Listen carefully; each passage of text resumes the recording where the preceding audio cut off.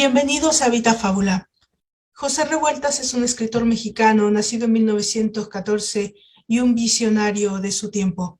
Pese a las diferencias que tuvo con sus camaradas del Partido Comunista Mexicano, siguió el camino ortodoxo del sistema comunista.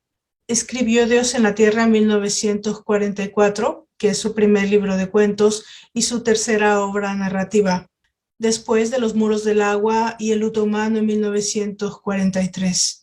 Con Dios en la Tierra, José Revueltas consiguió fama como cuentista y está considerada como una de las obras esenciales para analizar la literatura de Revueltas. José Revueltas siguió escribiendo cuentos que ofrecieron novedades sus temas y estructuras a la narrativa mexicana. La narrativa breve es lo menos estudiado en la literatura de Revueltas. José Revueltas es uno de los precursores del existencialismo. Presenta aspectos comunes con los filósofos conocidos como creadores de esta corriente de pensamiento. Sin embargo, en mi humilde opinión, Revueltas no es 100% original. Su pensamiento está influido por otros autores y filósofos, digamos como León Chestov, Albert Camus, Kierkegaard, Jean-Paul Sartre, solo por citar algunos. En esta ocasión, el texto que elegimos para Vita Fábula nos acerca a este existencialismo común. El problema de la enajenación del ser humano es una constante en la obra de José Revueltas. El problema carcelario lo es también. Incluso en algunos de sus relatos, la cárcel parece un personaje más, como lo es en el texto que vamos a leer a continuación. Tal vez José Revueltas no solo buscaba exponer y analizar la enajenación humana, sino a la vez, tal vez explorar posibles vías de liberación. Los invito a escuchar Hegel y yo, del escritor mexicano José Revueltas, en la segunda entrega de Vita Fábula. Que lo disfruten.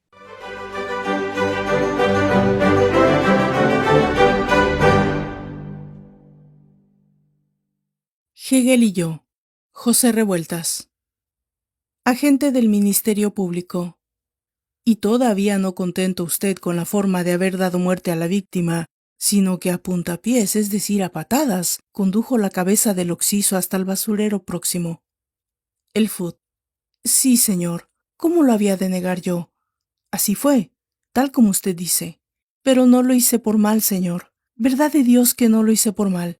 ¿Cómo quería que yo agarrara esa cabeza con las manos, cuanti más habiéndolo yo matado? Digo, siendo yo el autor de la muerte del occiso. No lo hice por mal, señor. Agente del Ministerio Público. Así que lo hizo por bien. El Fut. Sí, señor.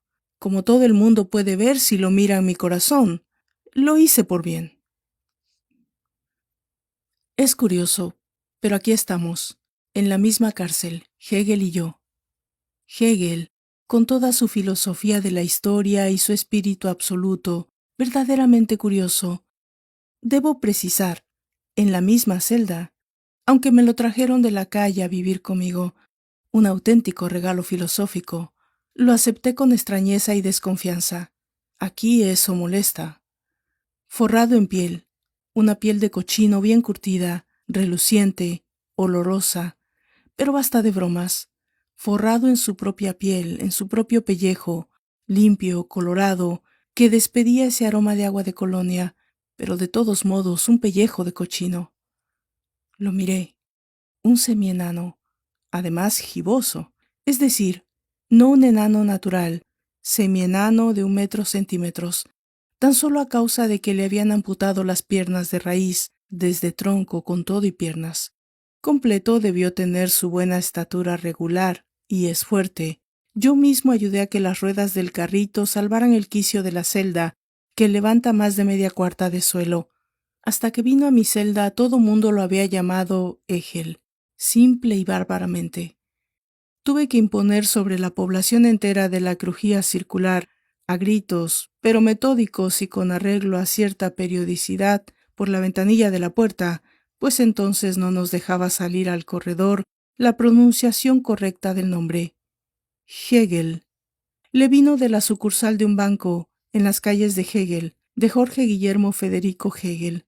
La radiopatrulla disparó varias ráfagas de ametralladora, 8 balas repartidas entre los 2 muslos.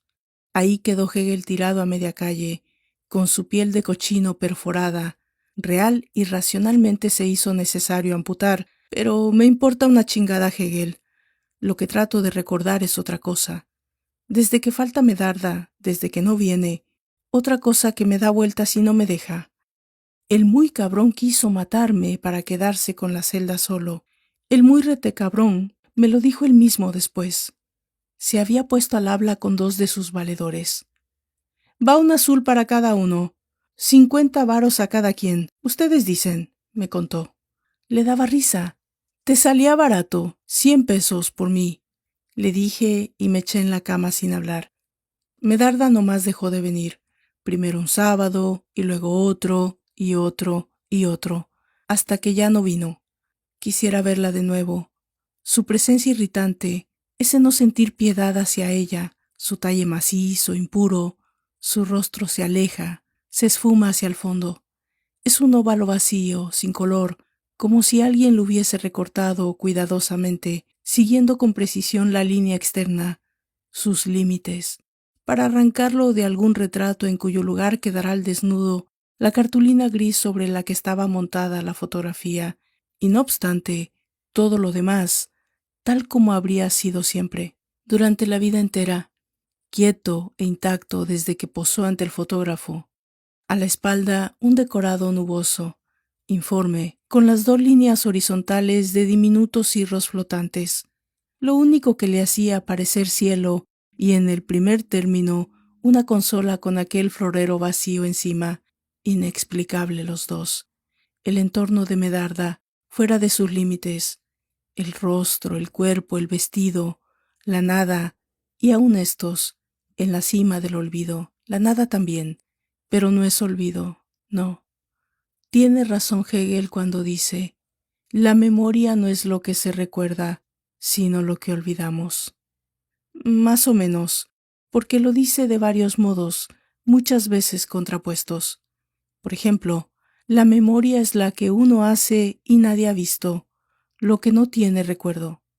Añade luego, no somos sino pura memoria y nada más. Tiene razón.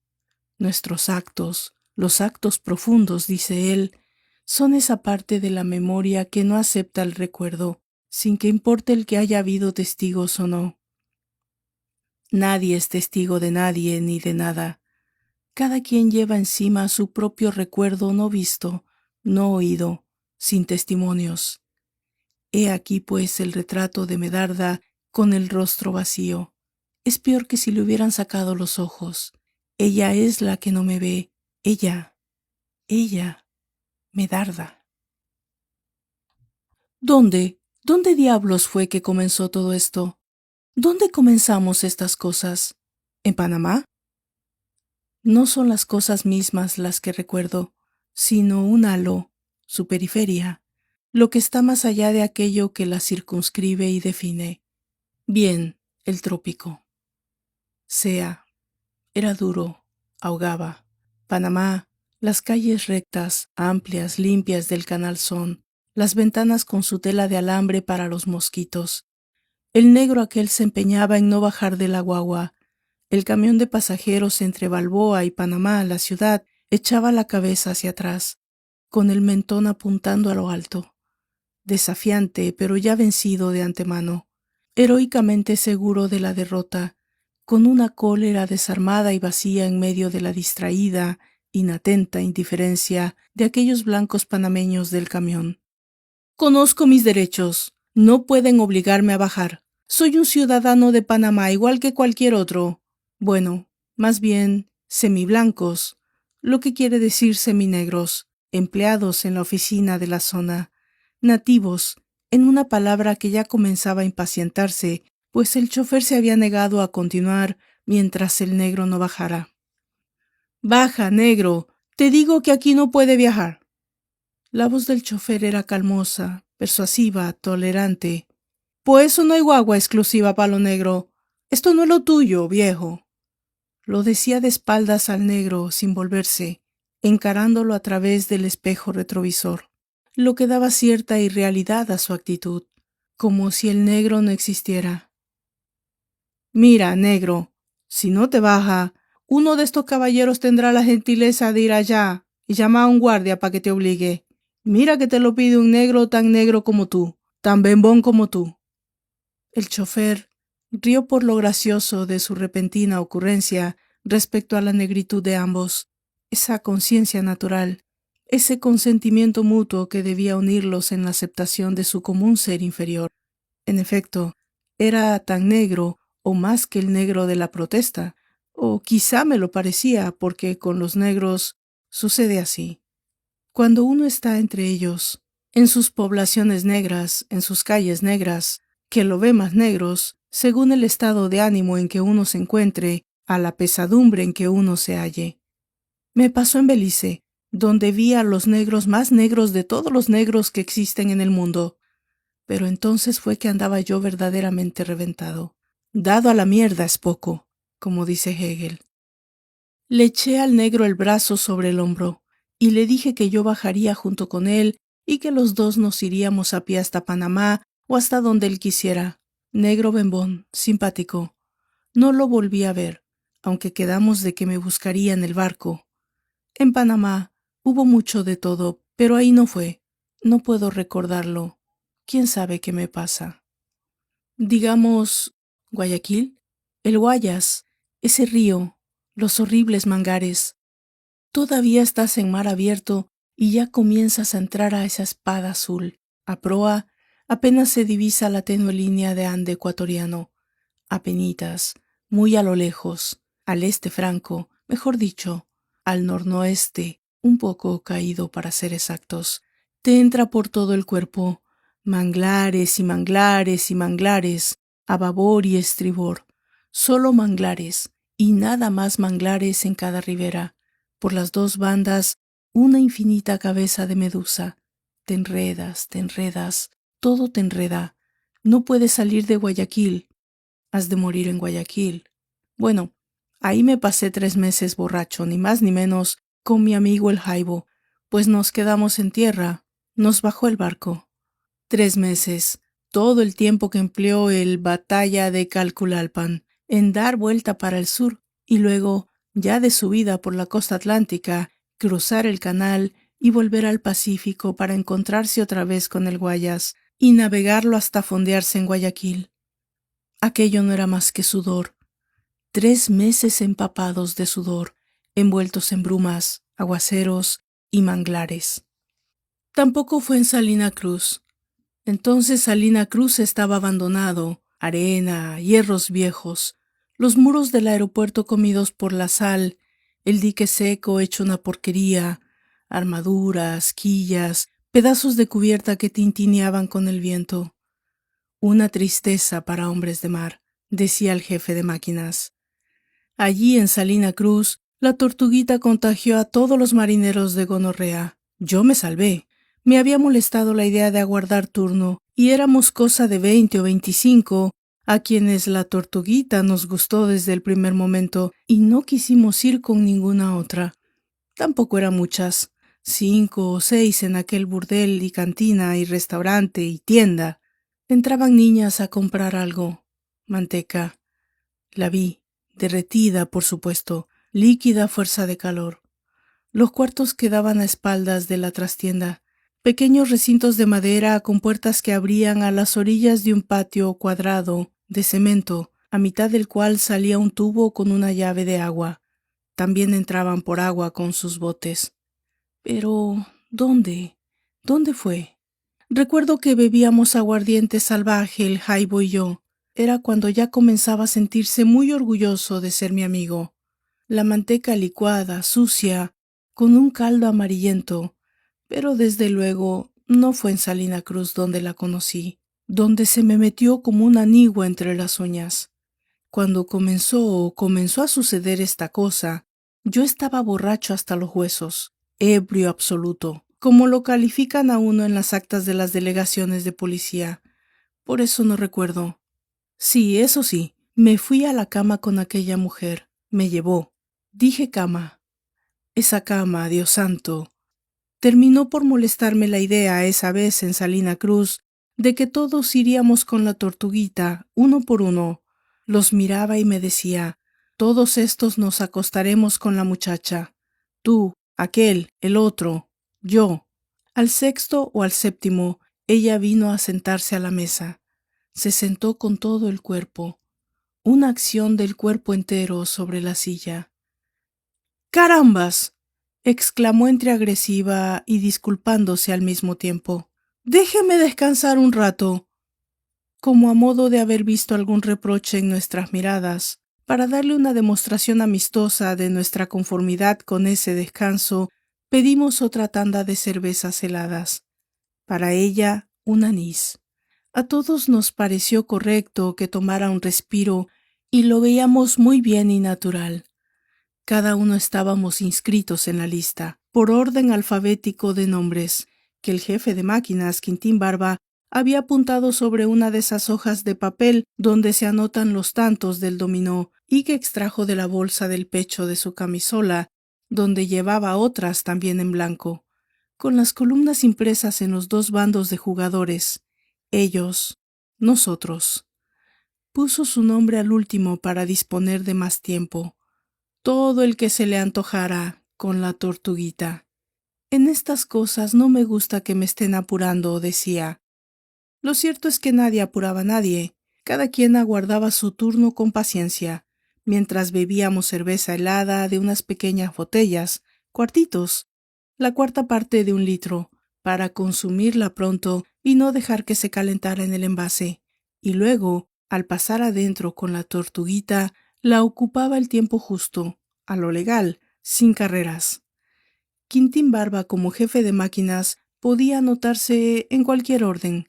Lo respetábamos como jefe de máquinas. Las demás muchachas, y ahora recuerdo con precisión que eran 5, se habían ido a cubrir el sol bajo la enramada que la señora patrona llamaba el merendero, a unos cuantos pasos del cobertizo donde bebíamos y donde también estaba la sinfonola. No habíamos advertido su actitud, cabizbajas y como pensativas. Una de ellas extendía con el dedo un charquito de bebida que nadie había limpiado y dibujaba monos sobre la superficie de la mesa, muy abismada en sí, pero llorosa. Las otras prestaban gran atención a sus monos y de cuando en cuando añadían alguna cosa al dibujo también con el dedo. Por fin, la misma de los monos levantó la vista hacia nosotros y al ver que algunos estábamos mirándolas, esto pareció darle confianza y se puso en pie y vino. Que si no queríamos invitarles, ofertarles, dijo, unas cervezas. Anís no, pues no deseaban cobrar comisión por su consumo, no más cervezas, o que siquiera les diéramos algunos 20 para tocar la sinfonola, con lo que ustedes les guste. Curioso que ninguno se nos hubiera ocurrido meterle un 20 a la sinfonola. Nos dimos cuenta de que estaban sentidas. Las había herido la preferencia de todos, sin exceptuar uno, por la tortuguita. Es que las putas del pueblo son distintas a las de la ciudad. Son muy sencillas, casi no son putas, como Medarda. Casi no era, casi no es. Era, es. Con ella se pierden los tiempos del verbo. Lo cierto es que Quintín, el jefe de máquinas, sabía su cuento. Se puso al último de la lista, claro, por las razones honradamente dadas, pero además porque como jefe de máquinas estaba enterado de que zarparíamos hasta el día siguiente, después del toque de Diana, y quería quedarse de dormitorio con la tortuguita. Lo que así fue. A los 3, 4 días a bordo se armó una gran bronca por lo del contagio. Con la lista de los tantos del dominó en su poder, ellos, nosotros, Quintín Barba se proponía descubrir al culpable. En el supuesto de que la tortuguita no hubiera estado enferma desde antes de comenzar con el primero de los tripulantes. En el caso, habría algunos no contagiados, y entonces era de atribuirse al primer enfermo, sin la menor duda, el contagio de los demás. Ellos, nosotros, separar la buena de las malas mies, como en los evangelios. Sobre el culpable pesaba la amenaza de permanecer encerrado en el peñol de cadenas por todo el resto del crucero. Pero no hubo ningún culpable fuera de la tortuguita misma, la pobre, que a lo mejor ni siquiera sabía que estaba enferma. Quintín Barba se sintió jodido por completo. Dado a la mierda es poco, hubiera comentado Hegel. Mira, me dice, todo acto profundo, y no es necesario que tú mismo seas profundo para que hagas un acto profundo, es inmemorial. O sea, es tan antiguo que no se guarda memoria de su comienzo. Nadie sabe dónde se arranca, en qué parte se inició, o si no se inicia en alguna parte. El acto profundo no tiene principio, no ha comenzado jamás, pero tan solo porque no existe la memoria de ese acto. No hay ninguna data que lo testimonie, ni podrá verla nunca. Es anterior a la data, un acto no registrado, pero hecho. La suma de una larga serie de actos fallidos hasta llegar a él, en la soledad más absolutamente vacía de testigos. Entonces, por cuanto estás aquí, digo aquí en la cárcel o donde estés, no importa, por cuanto estás y eres en algún sitio, algo tienes que ver con ese acto. Más bien, no algo, sino todo. Tienes que ver con todo ese acto que desconoces. Es un acto tuyo. Está inscrito en tu memoria antigua, en lo más extraño de tu memoria, en tu memoria extraña, no dicha, no escrita, no pensada, apenas sentida, y que es la que te mueve hacia tal acto.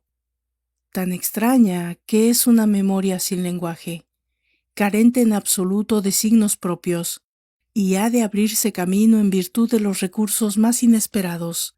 Así, esta memoria repite sin que nos demos cuenta todas las frustraciones anteriores a su data, hasta que no acierta de nuevo con el acto profundo original que, ya por eso solamente, es tuyo. Pero solamente por esto, pues es tuyo sin que te pertenezca. Lo contrario es la verdad. Tú eres quien le pertenece, con lo que, por ende, dejas de pertenecerte a ti mismo. El acto profundo está en ti, agazapado y acechante en el fondo de tu memoria, de esa memoria de lo no ocurrido. Tiendes a cometerlo en cualquier momento. El que lo cometas o no, tampoco es asunto tuyo, ni de que reúna las condiciones para ello. Se ha vuelto cosa del puro azar, el alcance involuntario de cualquiera. Bien, he dicho cometerlo, y esto es inexacto hasta cierto punto. Es un acto que acepta todas las formas: cometerlo, prepararlo, consumarlo, realizarlo. Está simplemente fuera de toda calificación moral. El calificarlo queda para quienes lo anotan y lo datan, o sean los periodistas y los historiadores, que lo han de ajustar entonces necesariamente a una determinada norma crítica vigente, con lo que no hacen sino borrar sus huellas y fastidiarlo, erigiéndolo así en un mito más o menos válido y aceptable durante cierto periodo. Landru, Gengis Khan, Galileo, Napoleón, el Marqués de Sade o Jesucristo o Lenin, da lo mismo, o el Foot, que resulta un magnífico ejemplo de excelente pateador de cabezas. Además, un ejemplo que tenemos en casa. Aquí luego, en la crujía de... A pesar de cuanto pueda decirse, y no sé quién diga algo al respecto fuera de mí, en esta cárcel, me gustaría escuchar a Hegel. Bien que no llegue a comprenderlo del todo, transcribo sus palabras con enormes dudas, pues ahí mismo sucede, no más escritas, que pierden la vivacidad, la transparencia y el acento con que Hegel las pronuncia, lo que me obliga a presentar subrayadas aquellas que, aparentemente, son más significativas. Se expresa con toda intención, yo diría con mala intención, por medio del uso y abuso de los contrasentidos. Ya lo he dicho, y de aquí resulta la gran oscuridad de sus ideas. Cuando se lo hago notar, sonríe desde su rincón. Ahora esto ha cambiado. Hegel ya no tiene un rincón. Fue cosa nada más de adquirir la silla de ruedas que sustituyó al primitivo carrito, una silla mecánica con manubrio, velocidades, frenos y una palanca que la impulsa para que no permanezca en ningún sitio y se mueva como un demonio sin reposo, ya dentro de la celda misma o en el corredor, en todas las direcciones, y amenace con atropellar sin consideración alguna a quien quiera que sea, por lo que siempre se le cede el paso, sin que pueda uno comprenderlo, con enigmática docilidad, y aunque esto parezca todavía más extraño, con una especie de gratitud, de complacencia agradecida. Hegel sonríe, pues, cuando pongo alguna objeción a la oscuridad de sus ideas y lo contradictorio de sus términos. Replica que no hay una sola idea verdadera que no sea oscura, ni una sola palabra, tampoco, que pueda tener un sentido único. Todo depende del tiempo y la colocación, de lo que se comprometan a decir y a suscitar las palabras y las ideas. Para él, el lenguaje es un rodeo, un extraño pernicioso. Desde la época de su rincón, hasta que obtuvo la magnífica silla de ruedas, esto le llevó a Hegel unos buenos 6 meses, ¿qué digo? 8, de paciente espera. Paciente, desesperada, rabiosa, furibunda, impotente espera. No era cosa de desaprovechar ya la extraordinaria oportunidad de un buen ejercicio físico que me brindaba la presencia del carrito, aquí, en la celda. Con un fuerte empujón de pie, la planta apoyada en la plataforma, lograba yo disparar el carrito de una pared a otra y recibirlo de rechazo del mismo modo, gracias al impulso que tomaba con el choque en virtud del hule macizo que lo ceñía. Hegel se sujetaba convulsamente, las manos crispadas a los bordes de la plataforma, el pequeño trozo de cuerpo en tensión y los 2 muñones que le quedaban de las piernas, de pronto muy vivos, erectos, replegados hacia la caja pélvica, como a la defensiva. Era interesante lo de los muñones, cómo traicionaban su inmenso terror, mientras con la activísima mirada de sus ojillos grises seguía todos los brutales desplazamientos del carrito y lanzaba una especie de mugido breve y rasposo al golpear cada vez con la pared. Nunca llegó a caerse del carrito durante esos juegos. Lo sabía hacer. No descubro nada más excepcional al darme cuenta de que puedo encontrar lo que busco si tan solo logro reconstruir con exactitud los hechos, uno a uno y uno tras otro, desde el principio. Pero sucede que es el principio mismo lo que se me escapa, y en esto habría que darle la razón a Hegel. Aquí hay algo que no ha comenzado. El extremo del hilo se me va. Las cosas podrían comenzar hoy, por ejemplo, en este mismo instante. En rigor pueden comenzar hoy, si decido que aquí es el punto donde comienzan. Esta celda, esta cárcel, este tiempo, este sobrecogimiento maldito. Escucharé las voces que gritan mi nombre como un eco que se aproxima. Vendrán a sacudir la puerta. La golpean, la escupen, se cagan en ella, estremecen sus hierros antes de abrirla. Saldré al corredor, cruzaré el patio y heme allí, de pronto, en la sala de defensores y al fondo, silenciosa, impenetrable, Medarda. Pero no, no la sala de defensores. Es la clave con paredes de hielo, herida por una luz blanca que no proviene de ninguna parte, la bóveda donde guardan los muertos. Medarda está a mitad de este anfiteatro, abandonada en el piso, sin nadie. Me aproximo pues a la blancura de la luz. No me deja ver sino contornos grotescos, como si padeciera cataratas. La imagen se precisa hasta causarme vértigo. Desnuda, el vientre y los senos monstruosamente hinchados por los gases, igual que globos a punto de estallar. La descomposición está muy avanzada, pero del cuerpo no se desprende ningún mal olor. Y esto es lo que me aterra. Rompe en mis oídos la diabólica carcajada de Hegel, que mira con regocijo el modo con que termino de vomitar, pues no tuve tiempo de echar la porquería fuera del camastro y estoy cubierto de la cabeza a los pies. Espera que lance yo las últimas boqueadas y así pueda oírlo en plenitud.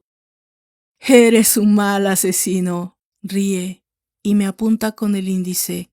Bullente, divertido, feliz. Sigue soñando con la puta muerta. Hegel lo sabe muy bien. Son ya varias veces que me ocurre, y con esta pesadilla siempre acabo vaciándome del estómago. Fin.